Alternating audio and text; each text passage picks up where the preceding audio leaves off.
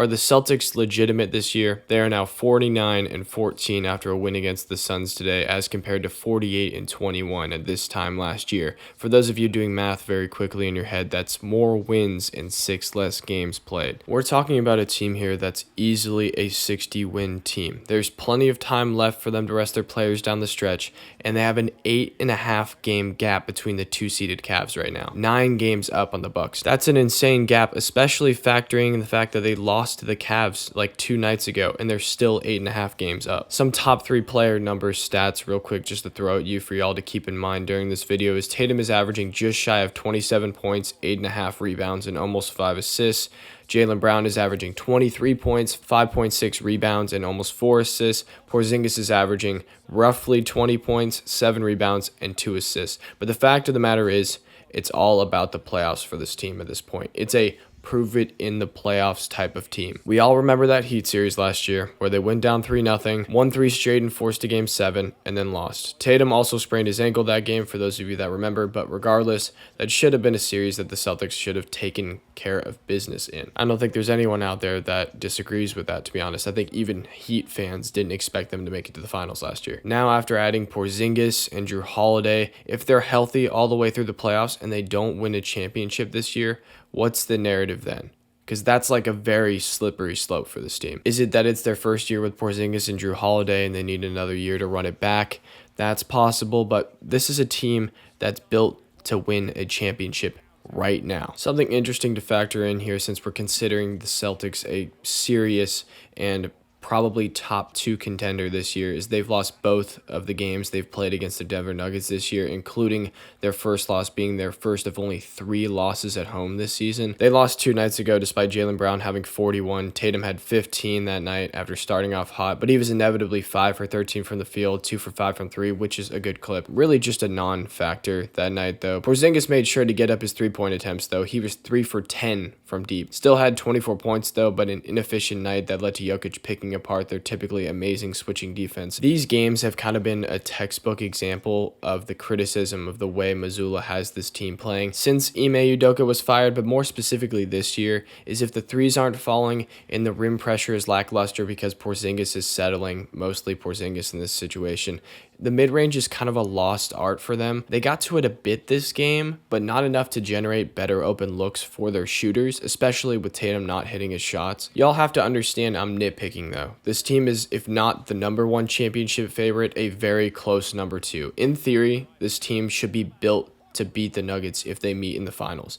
A shot blocker and rim defender who forces Jokic to be on the perimeter in Porzingis, a generationally good defender in Jrue Holiday to guard Jamal Murray. Al Horford is experienced enough to know when to stay home on Aaron Gordon, and the rest of the matchups kind of go in the Celtics' favor, whether you're comparing Jason Tatum and Michael Porter Jr. or Jaylen Brown and KCP. On paper, this team is generational, yet both games have been dominated by the Nuggets. I guess dominated isn't really the right word here, but these games felt controlled by the Nuggets. But let's kind of zoom out here for a second. The fact that I'm comparing them to the Denver Nuggets tells you all you need to know about how I think they fare in the East this year. Yes, the Heat exist, and we'll see how that unfolds. It's weird every year. Those of you that are avid Eric Knows ball watchers know I picked the Bucks to win the championship at the beginning of the season, but you can see how that pick looks right now. It's just been a mess all season. I can't even justify it anymore. It's still possible, is how I'll put the Bucks' chances. The main key for the Celtics to have the best shot at a championship they've had in a decade and a half is staying healthy. We know what Porzingis' injury history looks like, and we know Al Horford is aging. This was my main criticism I had at the beginning of the season, and currently it doesn't feel like anywhere near as big of an issue as I thought it would have been when this roster was constructed. They've been able to weather the storm on the Porzingis games that he needs to sit out on, or he's got an injury here or there. And Jaylen Brown and Jason Tatum have both played damn near every game this season. Derrick White has been a very consistent Iron Man type player for them this season. He's a role player MVP. Everyone knows this. That's what he does. And that trade looks like such a steal from the Spurs, but at the time, no one really gave a shit. Like, no one cared about this trade at all. Derrick White is the type of player, if you were trying to get into the NBA nowadays, which Shit, maybe I am. Maybe I'm trying to get into the NBA, which is exactly why I run an NBA YouTube channel that talks about the NBA, is because I want to be in the NBA. Definitely, I definitely have the athletic skill to do that. But if I was trying to get into the NBA, I would model my game after Derrick White because he just sticks and he's going to get a huge payday in his next contract. And he does the little things right. He's a hustle player. He knocks down the three ball at a good clip. He plays hard defense. He can navigate screens. He can switch. He can guard. Like, 1 through 4 sometimes if they're smaller, but more like 1 through 3.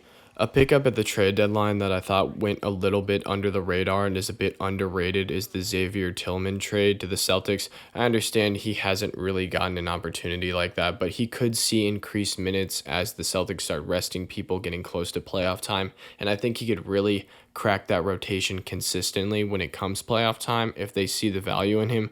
He's almost an Al Horford type player. He likes the corner three ball. He's not particularly great at shooting it, but he likes it, and he plays tough defense and grabs rebounds. And he's not as good at it as Al Horford is, but he could be a future replacement whenever Al Horford starts to show his age truly. Sam Hauser continues to be a luxury off the bench to come in and get threes up if the Celtics need an offensive spark plug. Like if the offense looks stagnant and Tatum isn't making his regular shots, Sam Hauser can come in and give him a bit more spacing, knock down that corner three, or honestly, coming off screens and stuff, shooting 41.8% from three this season. Just an incredible luxury to have off the bench. He's not going to do too much. You tell him to go out there and shoot threes, he's going to go out there, shoot threes, and play league average defense. Peyton Pritchard in a bigger role this season has been solid on the offensive end, but a liability on defense, like we assumed. Hasn't been a huge jump there. He does what he does on the offensive end for just more minutes now. And I wasn't anticipating a crazy jump for Pritchard. I mean, Portland basketball legend had like 83 in that Pro-Am game or whatever I saw a long time ago, like what, 4 or 5 years ago. He is what he is at this point. He's a guy you can bring off the bench. Again, another offensive spark plug. Sometimes he's hitting, sometimes he's non-existent, and that's just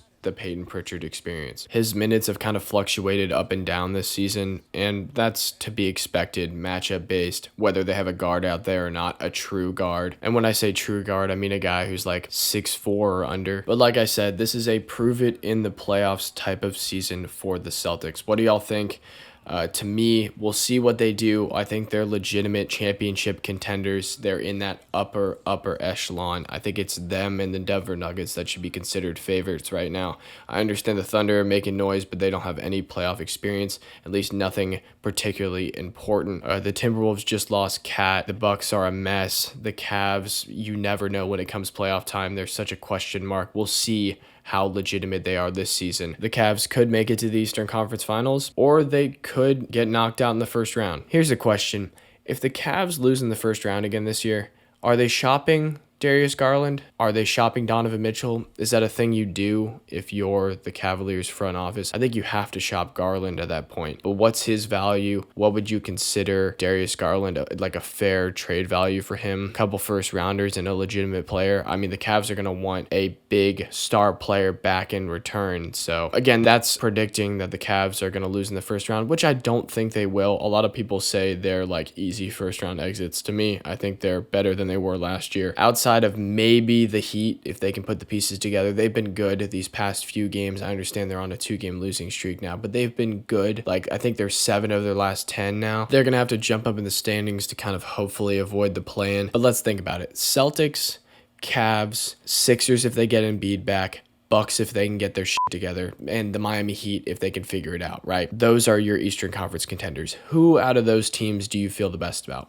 The Celtics all day. On paper, the Celtics should make the finals.